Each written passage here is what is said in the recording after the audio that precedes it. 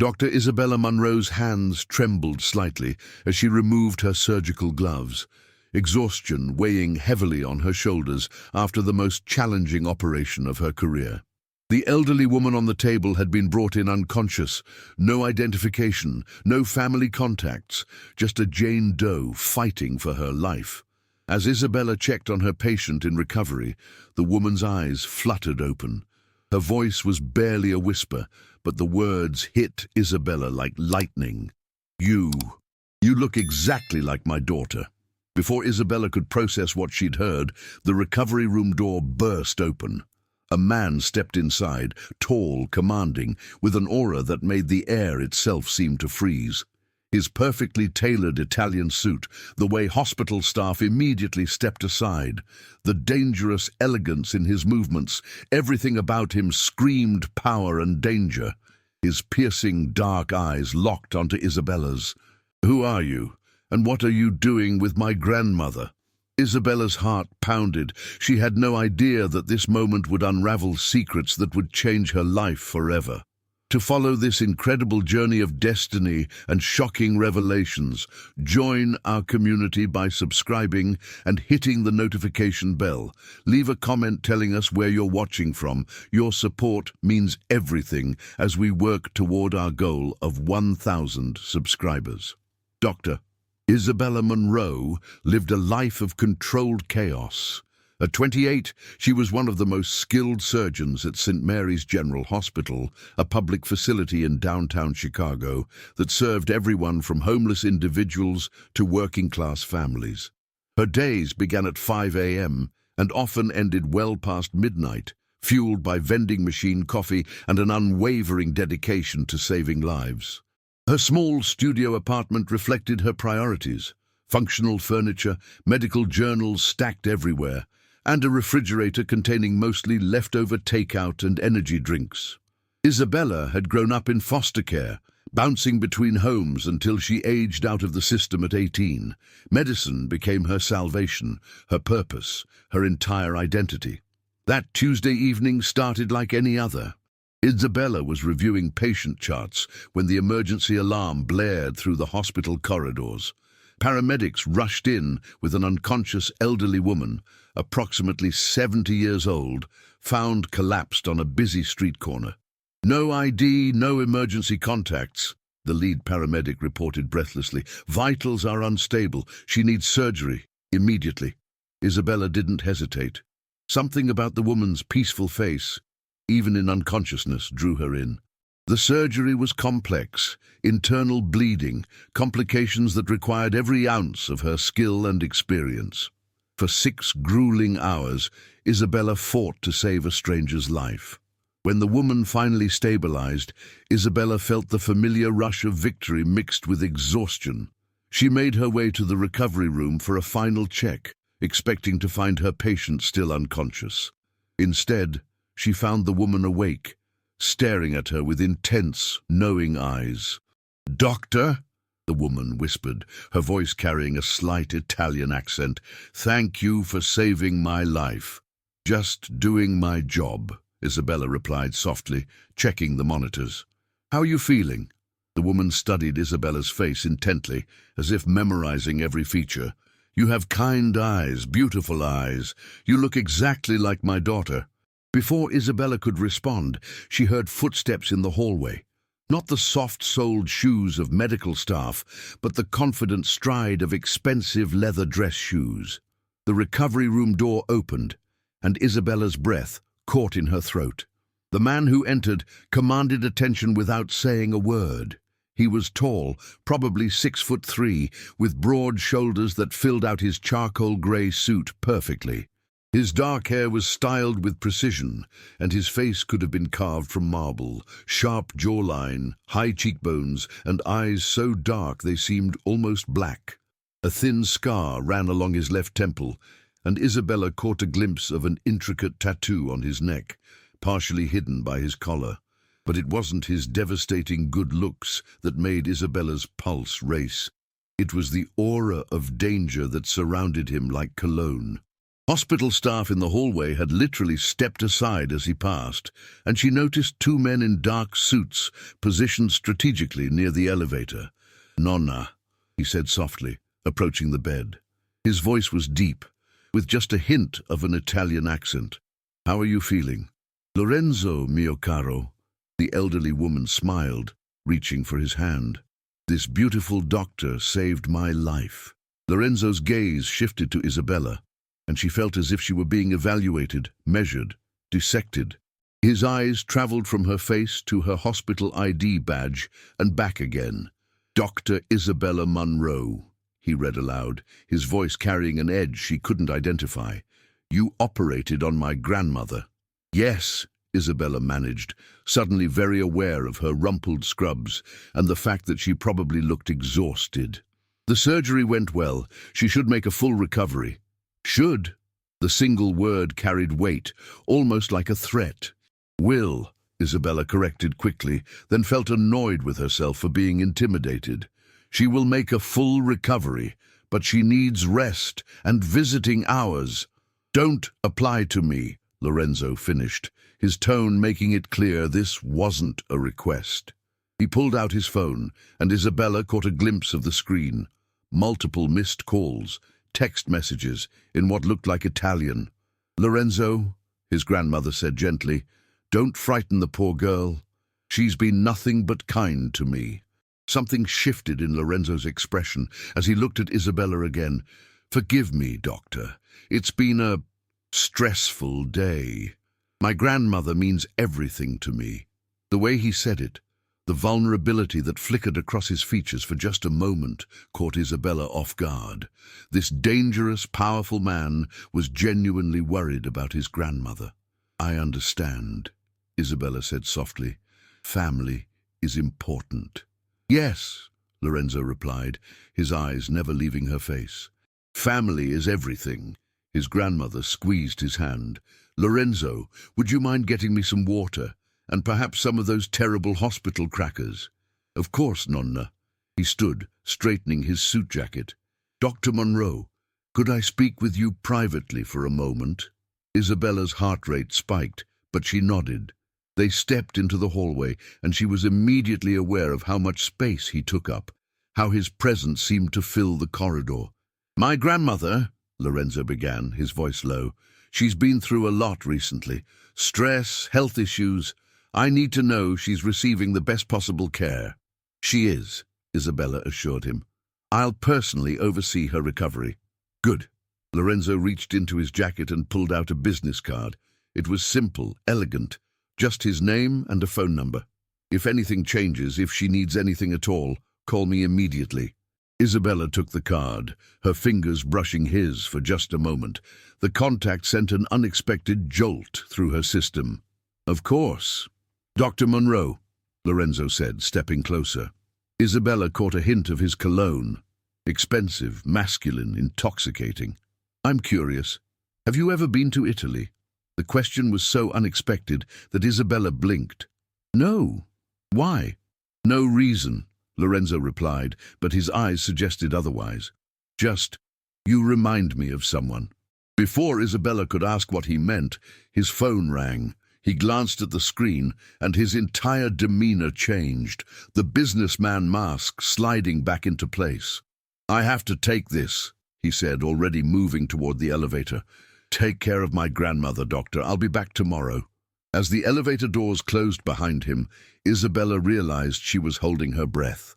She looked down at the business card in her hand. Lorenzo De Luca. No title, no company name. Just a name and a number. She had no idea that Lorenzo De Luca was one of the most powerful men in Chicago's underworld, or that the woman she just saved was about to reveal a secret that would turn her entire world upside down. The next morning, Isabella found herself checking on Mrs. De Luca more frequently than her other patients. She told herself it was purely professional, monitoring a complex surgery recovery, but deep down she knew it was more than that. There was something about the elderly woman that felt familiar, comforting in a way Isabella couldn't explain. "You're back." Mrs. De Luca smiled as Isabella entered the room. I was hoping you would visit. How are you feeling today? Isabella asked, checking the monitors and noting the improved vital signs. Much better, thanks to you. Mrs. DeLuca patted the chair beside her bed. Sit with me for a moment, if you have time. I don't get many visitors. Isabella hesitated. She had rounds to complete, charts to review, but something in the woman's eyes made her sit down. What about your grandson? He seemed very concerned about you. Lorenzo's a good boy, Mrs. DeLuca said with a fond smile. But he's complicated. His life is complicated. He worries about me being involved in his world. What kind of work does he do? Isabella asked, though she wasn't sure she wanted to know the answer. Mrs. DeLuca's expression grew guarded. Business. Import. Export. Family business. She changed the subject quickly. Tell me about yourself, dear. Do you have family? No, Isabella replied, the familiar ache in her chest surfacing. I grew up in foster care. Never knew my parents. Oh, my dear child. Mrs. DeLuca's eyes filled with compassion. That must have been so difficult, but look at you now, a doctor, saving lives. Your parents would be so proud. Something in the woman's tone made Isabella look up sharply. You speak as if you knew them. Mrs. DeLuca hesitated, then shook her head. Forgive an old woman's rambling. It's just that you have such a familiar face. Sometimes I think I see my daughter in you. Your daughter? She died many years ago, Mrs. DeLuca said quietly. A car accident. She was about your age, beautiful like you, dark hair, green eyes. She was going to be a teacher. Isabella felt an odd chill run down her spine. I'm sorry for your loss. Thank you, dear. Mrs. DeLuca reached over and took Isabella's hand. You have healing hands, gentle hands, just like she did. Their conversation was interrupted by the sound of expensive shoes in the hallway. Lorenzo appeared in the doorway, carrying a large bouquet of white roses and what looked like a bag from an upscale restaurant. Nonna, he said, his face lighting up as he saw his grandmother sitting up and alert. You look much better today. Thanks to Dr. Monroe, Mrs. DeLuca replied.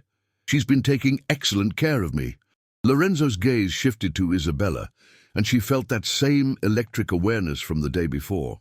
Today, he wore a navy blue suit that emphasized his broad shoulders, and she noticed he moved with the fluid grace of someone comfortable with physical confrontation. Doctor, he nodded, thank you for everything you're doing. It's my job, Isabella replied, standing to leave.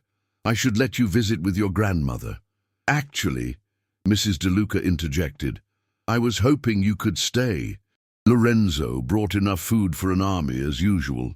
Nonna, I'm sure Dr. Monroe has other patients. It's fine. Isabella found herself saying, I have a few minutes. Lorenzo looked surprised but pleased. He began unpacking containers of what smelled like authentic Italian food, nothing like the hospital cafeteria offerings Isabella was used to. This is from Nonna's favorite restaurant, Lorenzo explained, handing Isabella a plate.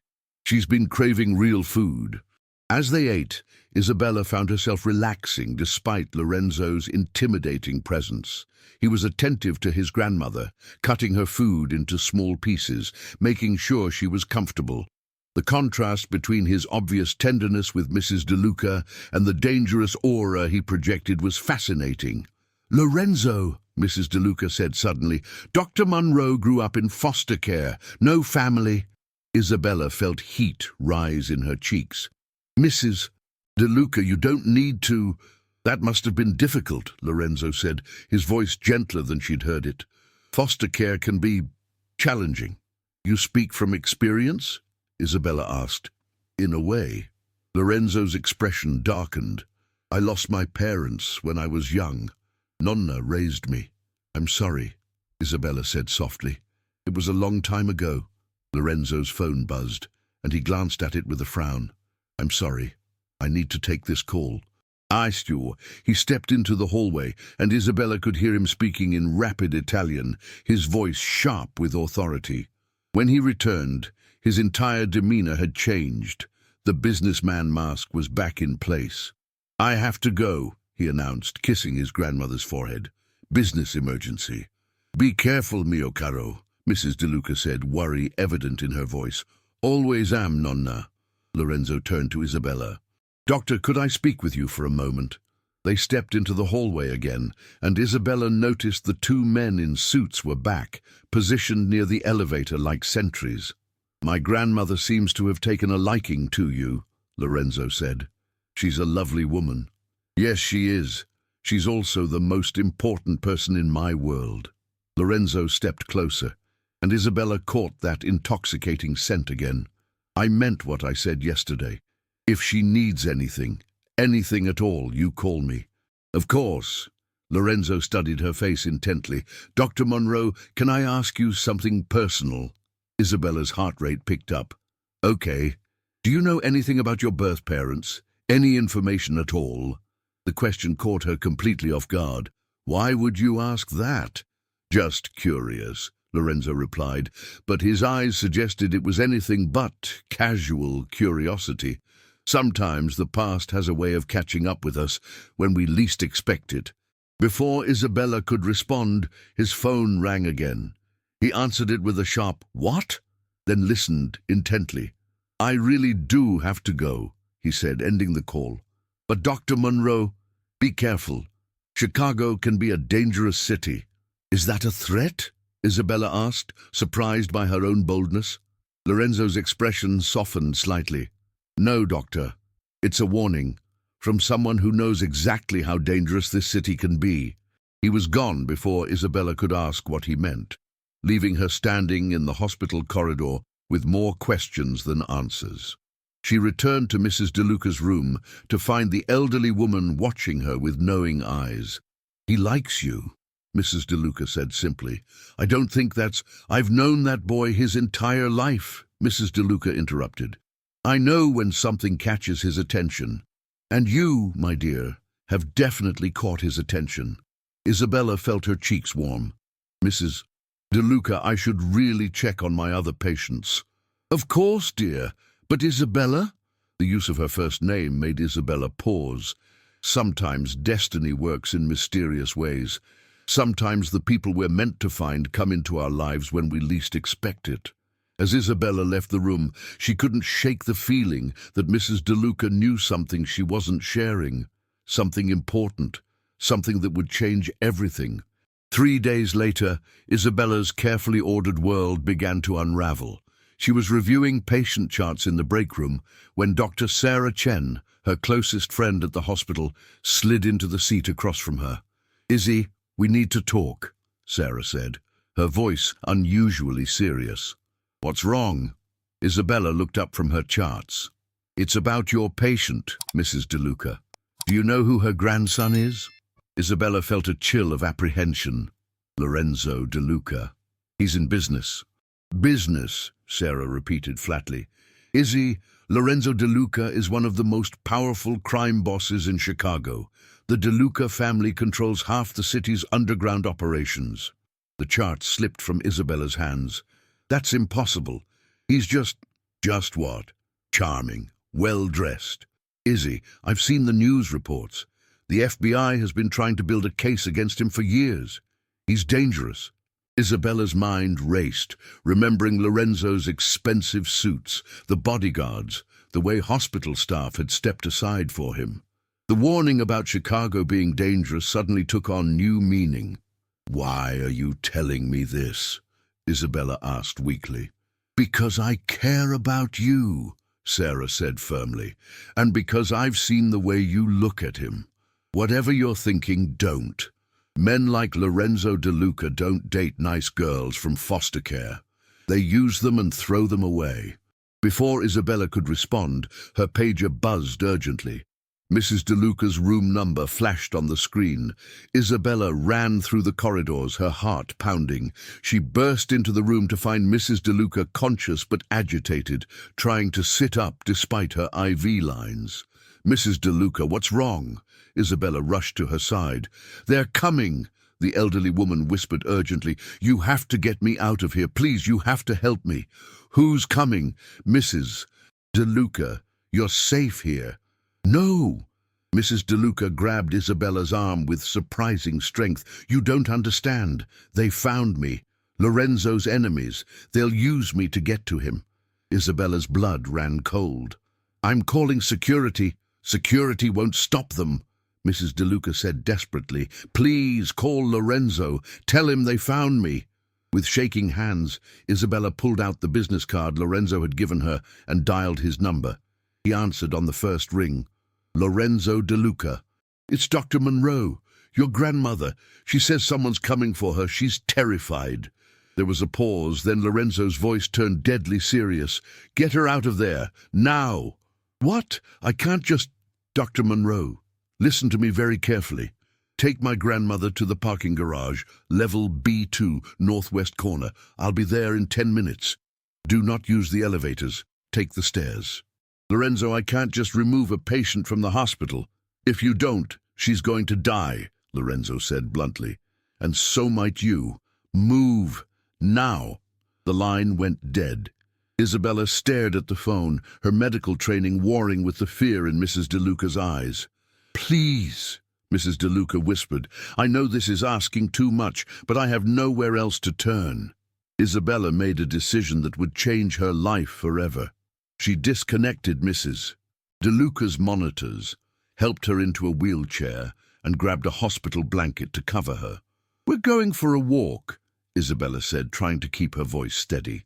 They made it to the stairwell without incident, but as they descended, Isabella heard footsteps echoing above them, heavy, purposeful footsteps that definitely didn't belong to hospital staff.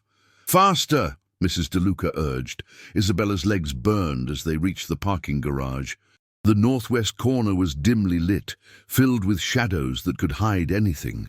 She was beginning to think this was all a mistake when she heard the rumble of powerful engines. 3 black SUVs pulled up simultaneously, their windows tinted so dark they looked like mirrors. Men in expensive suits emerged from each vehicle, and Isabella's breath caught when she recognized Lorenzo stepping out of the middle SUV. But this wasn't the polished businessman she'd met in the hospital. This Lorenzo moved with predatory grace, his eyes scanning the garage for threats. He wore all black, jeans, t-shirt, leather jacket, and Isabella could see the outline of a weapon beneath his jacket. "Nonna," he said, relief evident in his voice as he reached them. "Are you hurt?" "I'm fine, thanks to Dr. Monroe," Mrs. DeLuca replied. Lorenzo's gaze shifted to Isabella, and she saw something in his eyes she hadn't seen before. Gratitude mixed with something deeper, more intense. "Thank you," he said simply, but the words carried enormous weight. "Lorenzo," one of his men called urgently. "We need to move. They're in the building." "Who's in the building?" Isabella asked, but Lorenzo was already helping his grandmother toward the SUV. "Dr. Monroe," Lorenzo turned back to her. "You saved her life twice now. I won't forget that." "I was just doing—" "No," Lorenzo interrupted. "You made a choice. You chose to trust me, to help her, even though you had no reason to. That means something." Gunshots echoed through the parking garage, and Isabella screamed. Lorenzo immediately stepped in front of her, shielding her body with his own. "Get them in the car!" he shouted to his men.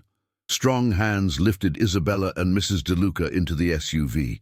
Lorenzo slid in beside them as the vehicle lurched into motion. "What's happening?" Isabella gasped, her heart hammering against her ribs. "Rival family," Lorenzo explained tersely, speaking into a radio. "They've been trying to get to Nonna for months, using her to force me into a war I don't want."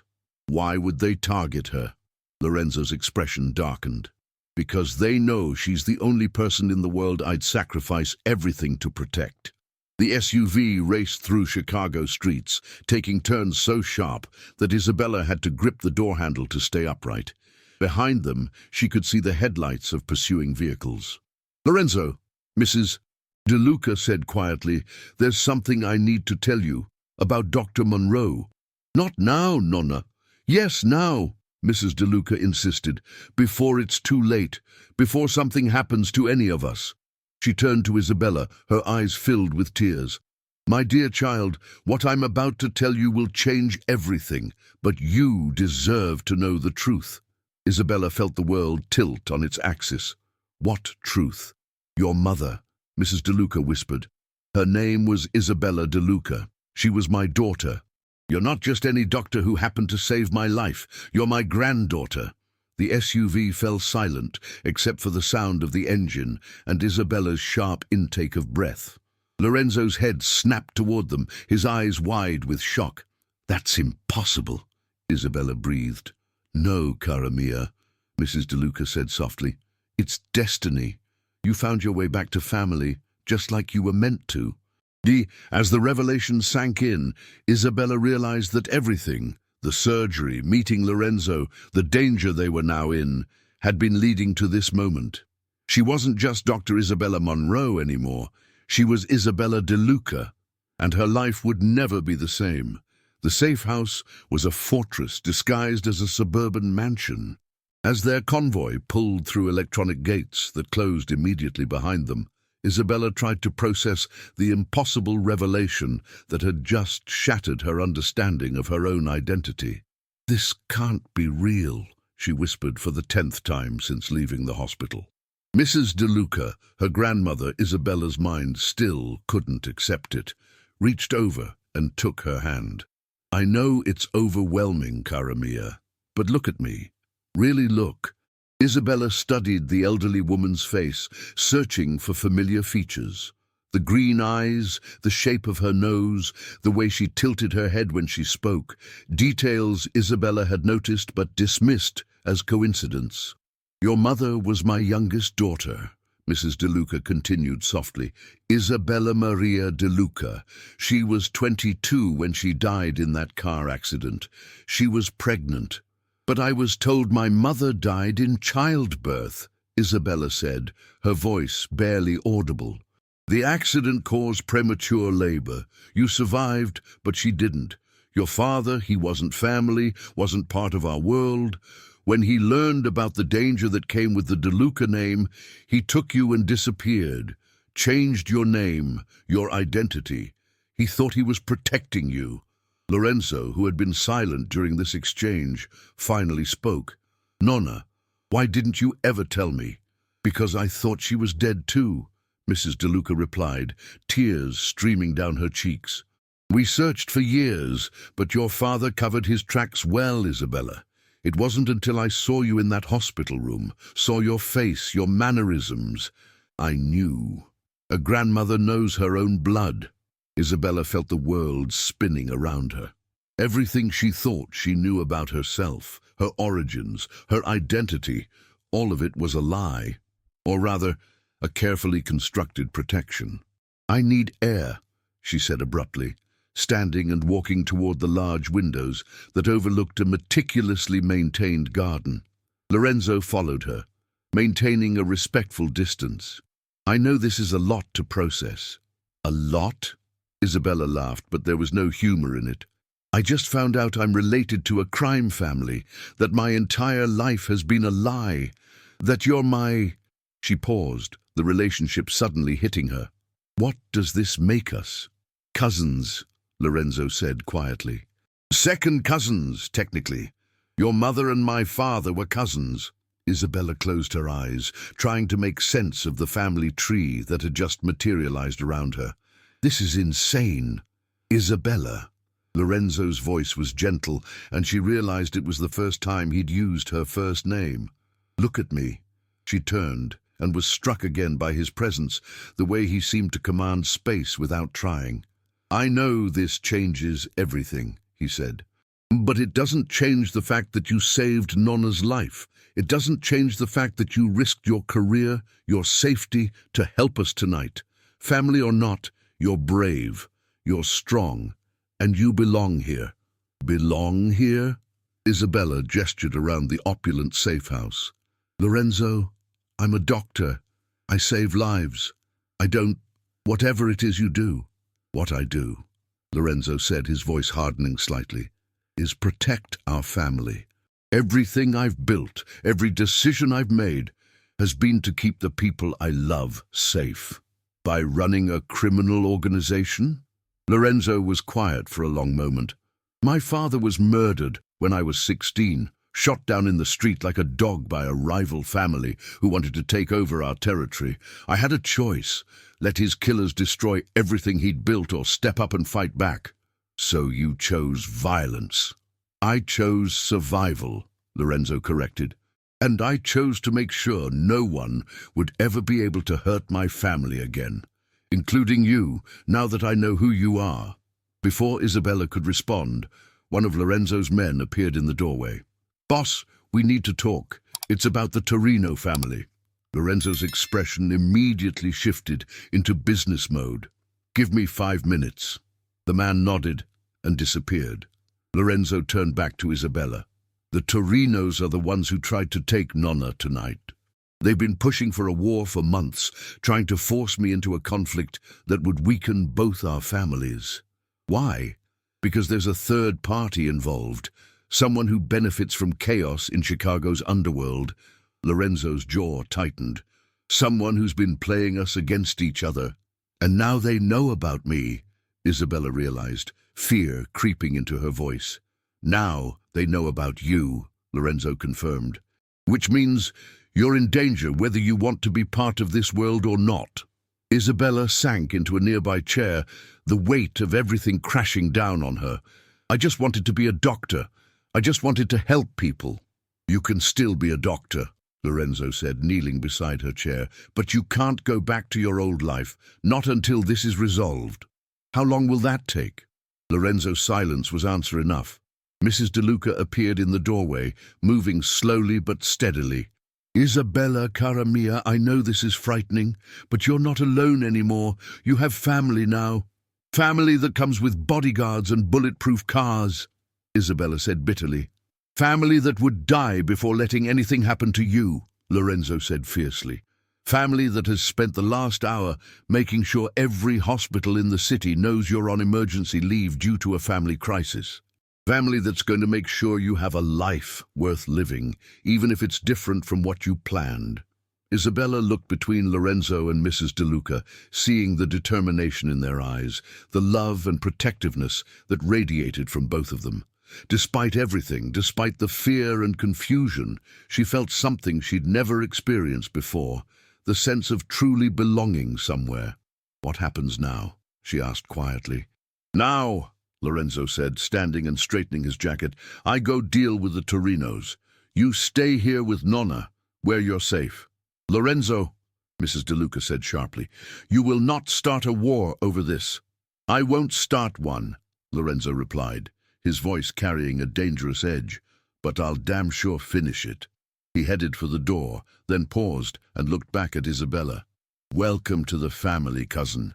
I promise you, no one will ever hurt you again. As he left, Isabella realized that despite everything, the danger, the upheaval, the complete destruction of her old life, she believed him. And for the first time since her parents died when she was a child, she felt truly protected. But she also realized that her feelings for Lorenzo were far more complicated than simple family loyalty.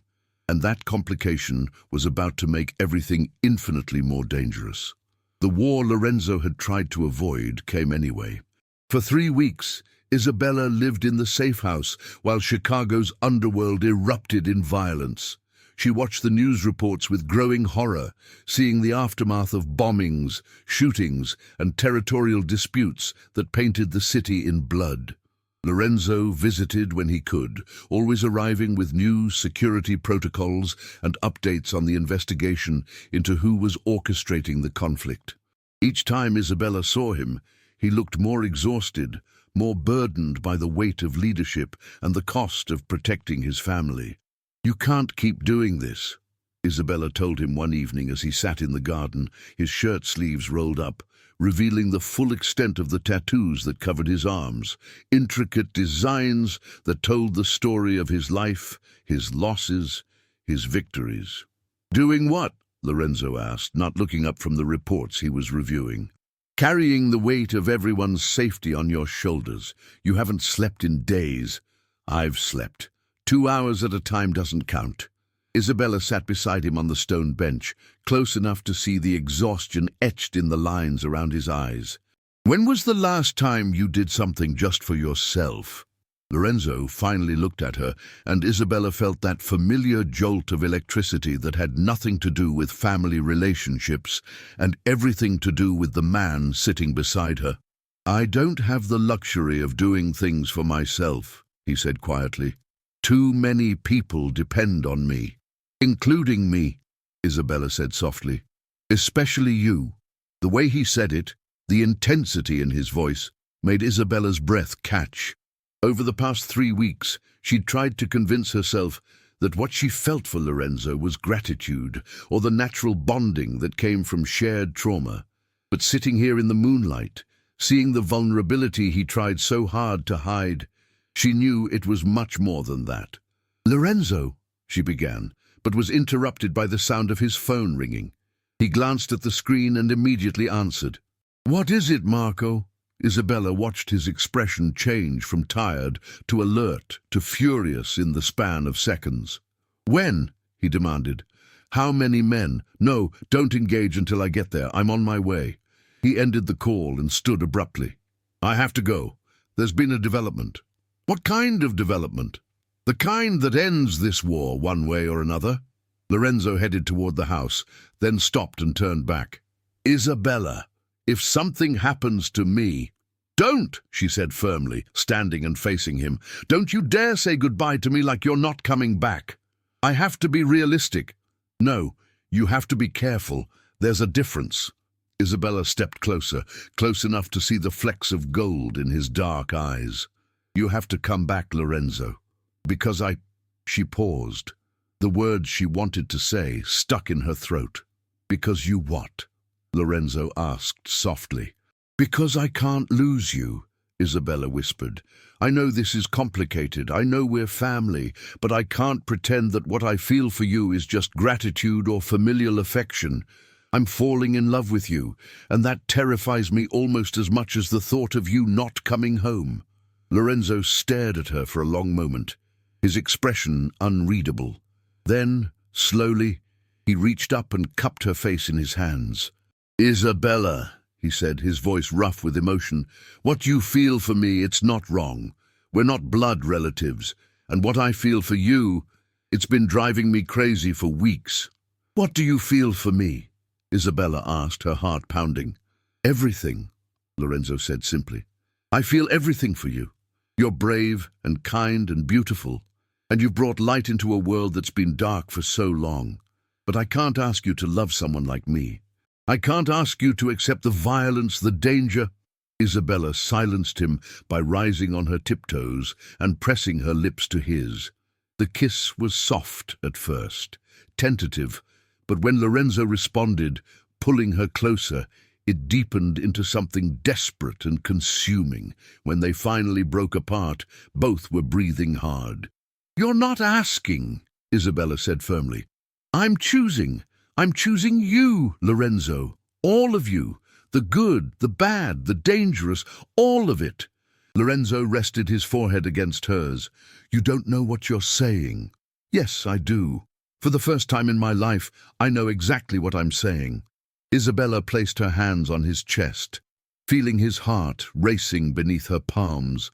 "I spent my whole life feeling like I didn't belong anywhere, but with you, with this family, I finally feel like I'm home." Lorenzo's phone rang again, the sound jarring in the intimate moment. He ignored it.